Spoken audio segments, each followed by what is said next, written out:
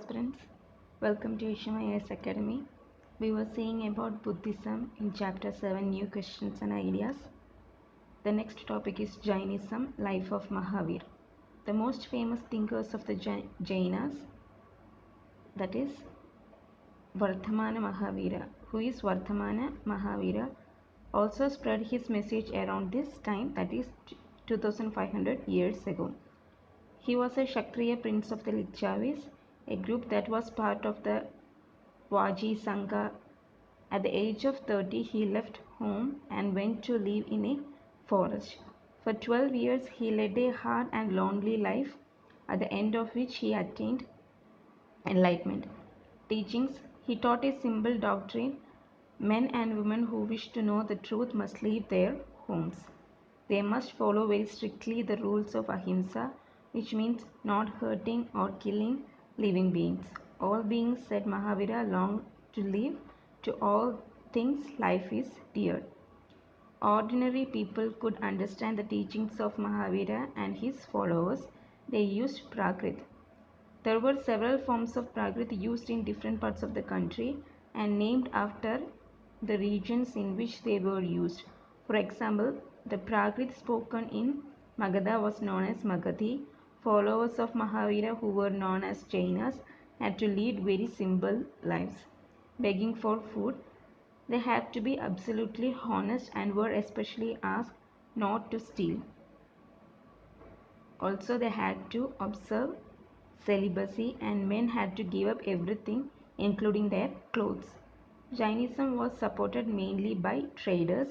Farmers who had to kill insects to protect their crops found it more difficult to follow the rules.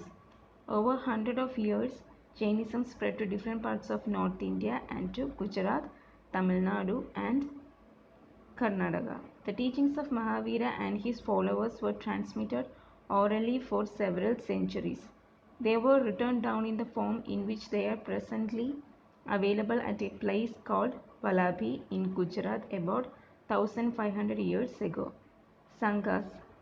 Buddha and Mahavir felt that those who left their home could only get true knowledge.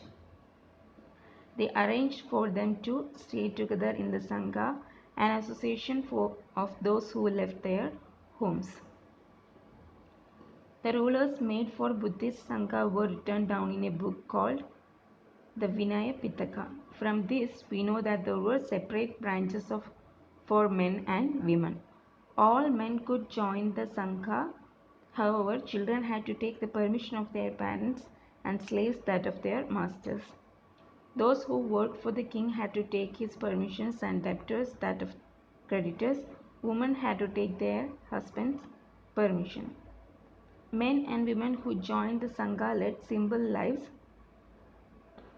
They meditated for most of the time and went to cities and villages to beg for food during fixed hours. That is why they were known as bhikkhus, that is the Prakrit word for beggar, and bhikkhunis. They taught others and helped one another. They also held meetings to settle any quarrels that took place within the Sangha. Those who joined the Sangha included Brahmins, Kshatriyas, merchants, laborers, barbers,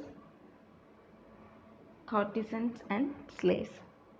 Many of them wrote down that the teachings of Buddha. Some of them also composed beautiful poems describing their life in the Sangha. Monasteries, both Jaina and Buddhist monks went from place to place throughout the year, teaching people. For permanent shelter, monasteries were built. These were known as viharas. The earliest vihara were made of wood and then of brick. Some would stay even in caves that were dug out in hills, especially in western India. Very often, the land on which the vihara was built was donated by a rich merchant or a landowner or the king. The local people came with gifts of food, clothing, and medicines for the monks and nuns. In return, they taught the people. Over the centuries, Buddhism spread to many parts of the subcontinent and beyond. Few facts. Ashramas.